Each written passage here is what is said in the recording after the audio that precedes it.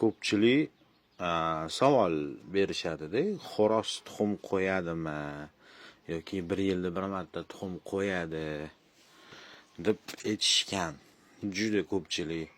Lekin buni hali 100% isboti bo'lmagan. Erkak kishi tug'adi degan gap bilan baravar bo'lib chiqadigan misolda aytsak bo'ladi. Men necha yildan beri xo'rozim bor, to'g'im bor. Xo'roz tuxum qo'ymaydi. Endi ko'pchilik aytadi, qo'yadi. Misol uchun yana bitta savol bor. Birinchi tuxum paydo bo'lgan, keyin tovuq paydo bo'lgan, keyin tuxum paydo bo'lgan. Ko'rayotgan mana bu tuxum yili buni hech qanaqa xo'roz qo'ymagan. Hech qanaqangi xo'roz qo'ymaydi ham. Mana обычный tuxum. Bu kichkina tuxum, sababi endi tuxumga kirgan tovuqlar kichkina qo'yadi, keyin katta bo'ladi. Keyin shunaqangi kattalashadi.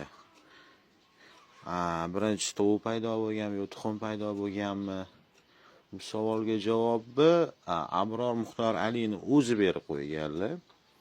O'shani bahs bo'layotganida Abror Muxtor Ali bunaqangi jinni sang'i savollarga o'zi javob berishini aytmaganlar. Lekin ular David quvurgan u insonni. Keyin Abror Muxtor Ali aytgan, birinchi tovuq paydo bo'lgan degan. Keyin haligi inson savol jo'llagan inson birinchi tuxum paydo bo'lgan isbotlab beraman. Xo'p, isbotladi dedi. Dinozavrlarni sartqitidan, kaltakislarni simonidan shakllanib jo'ja ochib chiqqan, keyin tovuqqa aylanib, keyin tovuq tuxum qo'ygan dedi.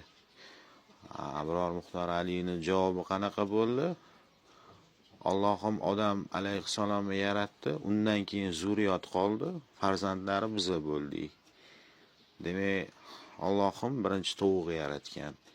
Hech qanaqa har xil mavjudot yoki chatishgan qilib mukammal qilib tovuqni yaratib qo'ydi, keyin shunga imom keltiramiz deb aytdilar.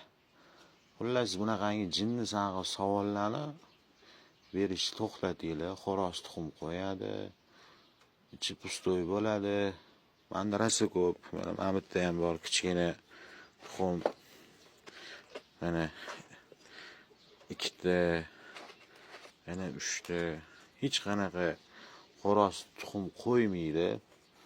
Endi bir xilla hozir qo'yadi deb boshni ortishadi.